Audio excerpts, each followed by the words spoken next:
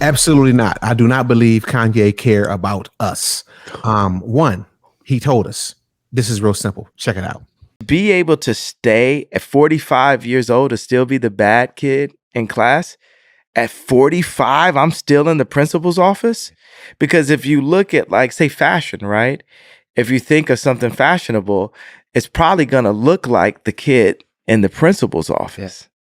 That's going to be the fashion.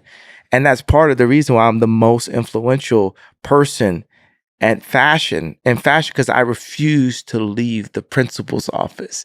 If the substitute teacher comes in, I'm going to say, "You got a big butt." If the substitute teacher comes in, I'm going to say, "You got a big butt." Yeah. And I'm going to get, and they're going to right back to the principal's office. And people are going to be like, "Yo." And that's what you keep on saying. Like, who can we talk to? Because no one can talk to me. Well, I'm out of control. It's just God, then me, and then fuck everybody. Fuck everybody. Fuck everybody. Fuck everybody. So if you don't understand that, or if you want to act like you don't understand that, that's on you. But he said it. He clearly said it. This is why he said he'd like to stay in the principal's office. So let's break this down in elementary style. He said that the more stupid things he say, the more relevant he's going to be. So he continues to do those things, whether it's stupid or not stupid. But, you can call it stupid or you can call it not stupid. But for one thing, I can for surely tell you that he didn't say nothing that you shouldn't already know. I didn't hear him say anything deep or anything very profound that it makes me be like, "Ooh, that was really good." So anyway, those are my thoughts. I don't think he really cared. I think he playing a game. I would agree with that, and I'll raise you proof. Proof is great stuff to have. Now, if Kanye really did care about the things he says he cares about, his actions would show it, right? You would think that his actions would show it. Absolutely. But there's pictures out there, video, of him wearing a certain apparel that has just been lit up for us to see as a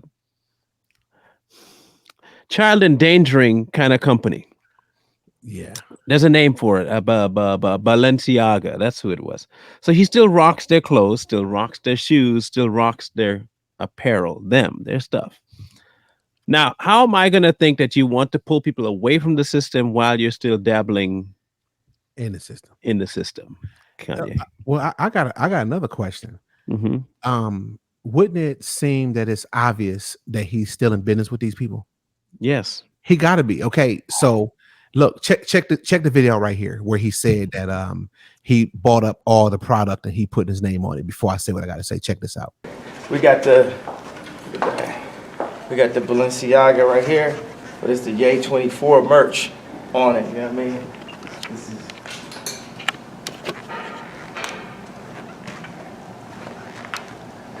So what I did is I just bought every piece of Balenciaga that I ever seen.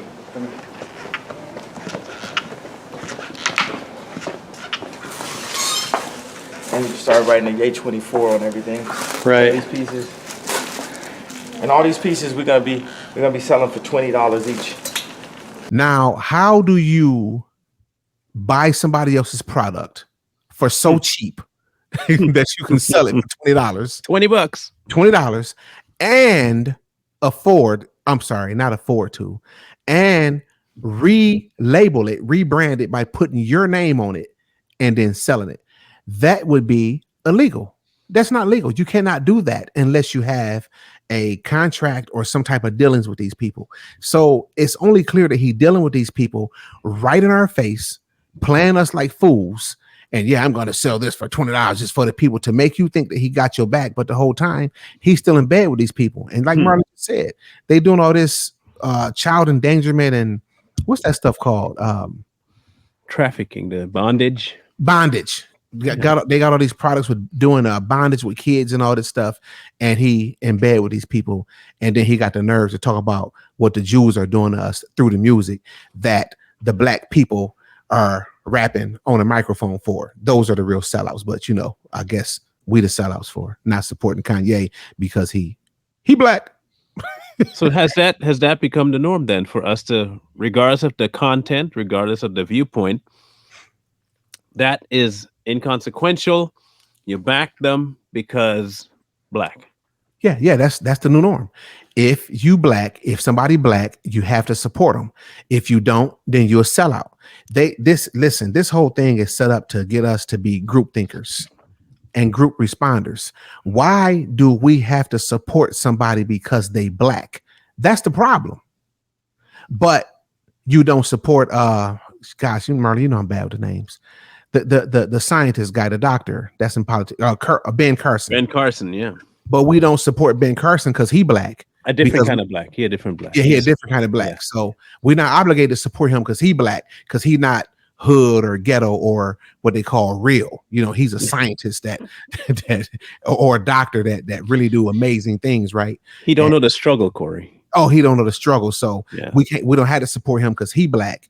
So, but because Kanye is producing gay music, producing music that endangers our children, our youth, and our children and us.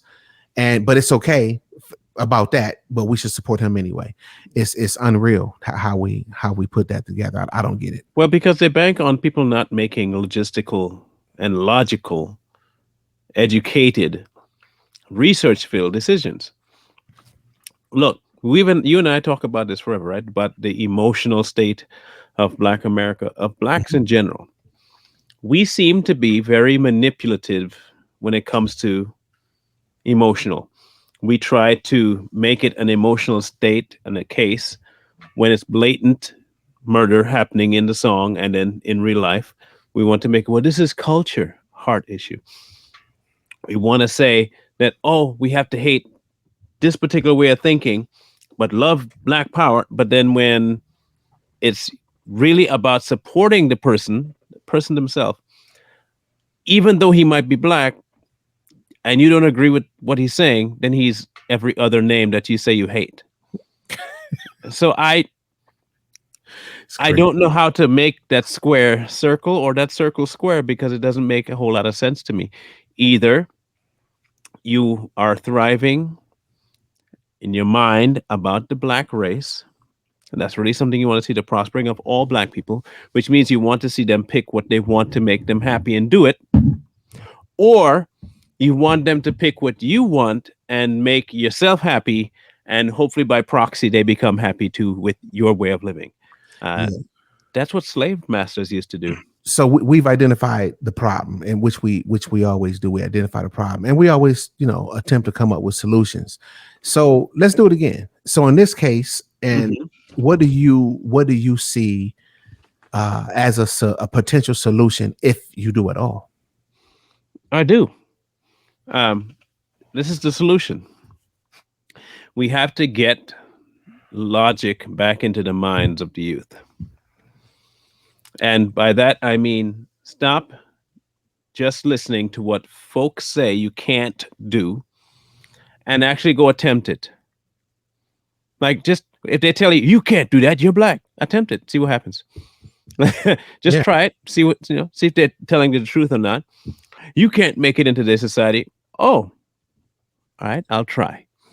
Yeah. And if I can't make it, then they're right. And if you can make it, then you know what? They're lying. I think that one of the biggest things that we can do, and it's as simple as it may sound, we have to do what we're doing. We have to be willing to have the conversation and be willing to talk about it without worrying about the backlash, without being worried about being called a coon or a sellout. We cannot care to the extent that it stop us from doing what we do. So it's obvious that we do have some amount of care because we brought it up. But we cannot have enough care to where it stop us from doing what we're doing, to where it stop us from trying to lead people in the right direction, because it's to a point to where we're going to all start to believe that. And it essentially it'll come true. It'll be true because it'll be embedded in our heads. Self-fulfilling prophecy. Yeah. So we got to be careful what we say. But again, I strongly believe that it's sad, but it's true that we embrace that. and we proud of it, and it make us feel good to say that. Oh man, the white man holding us down. I don't know what that is. I don't know, man. I really don't like. And I guess you know. I know. Well, let me say this. I want your answer, but I'm gonna say this first. Mhm. And I'm sitting here thinking about this as we talking. I used to say the same thing, and I'm trying to think back. Did I really believe that, or did I, or was I saying it because everybody else was saying it? You know what I'm saying? It's crazy. I would bet money that it was because everyone else was saying it. Yeah, group thinking. Just Okay. being part of the group. Um, I think I figured it out. Tell it. The problem isn't in the view of white people towards black people. Oh, The problem is in the view of black people about black people. You see, in order to be black, a true black, you have to still be enslaved, mm. which is why they have to tell you, well, you've never been part of the struggle.